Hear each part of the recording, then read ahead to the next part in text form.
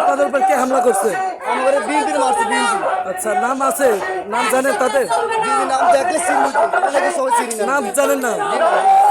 আমি মাদ্রাসার অফিস কক্ষে বসা এমন সময় মানে বাজারে হয়েছে শুনছি, শোনার পরে দেখ কত পরে লোকজন দৌড় দিয়ে দেয় আমার মাদ্রাসা এমনি গেছে, লোকজন আমার মাদ্রাসা পিছন দিয়ে গেছে গিয়া কিছু লাইব্রেরি ঢুকতেছে যে আমরা এখানে অফিস কক্ষে ঢুকতাম না। এটাই এরপরে কালু নামে একটা ছেলে, ও আমারে যায়া তুই তাঙ্গার করে কথাবার্তা বলা শুরু করছে, যাত্রা করি তোরে খাইছি, তোরে মানে তুই জায়গা দিছ লোকজনের।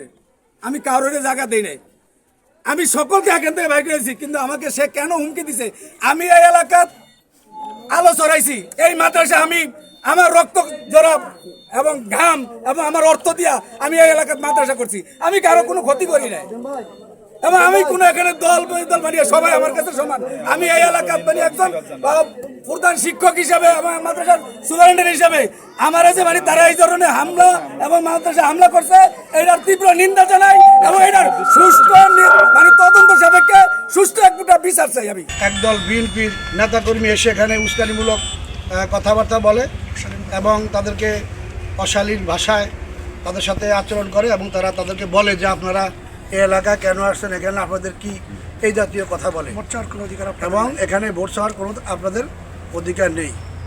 আমরা আপনাদের মাধ্যমে আজকে গোটা দেশবাসীকে এই কথা জানিয়ে দিতে চাই এবং প্রশাসনকে জানাতে চাই যে গণতান্ত্রিক অধিকার সকলের জন্য সমান। নির্বাচনী প্রচারণায় দুটি দল অথবা যে কটি দল আছে স্ব দলের নেতাকর্মীরা তার প্রার্থীর পক্ষে নির্বাচনী প্রচারণার কাজে স্বাভাবিকভাবে তারা মাঠে থাকবেন, কিন্তু এখানে কারোর প্রচারণার কাজে বাধা দেওয়ার কোনো ধরনের সুযোগ নাই। এবং শুধু এখানে নয়, বিভিন্ন স্পটেই তারা এই কাজটা করছে। আপনাদের মাধ্যমে আমি জানাতে চাই যে মায়েরা হচ্ছে আমাদের সম্মানের জায়গার একটা বিষয়, এবং আমার মা সে আওয়ামী লীগ হোক, বিএনপি হোক, জাতি পার্টি হোক, যেই কোনো দলের লোকেই মায়ের মর্যাদার সমান। সে কারণে যারা মা বোনদেরকে সম্মান এবং ইজ্জত দিতে জানে না, আমি মনে করি তাদের কাছে এই দেশ এবং জাতি আগামী দিনে মা বোনেরা নিরাপদ থাকবে বলে আমরা মনে করি না।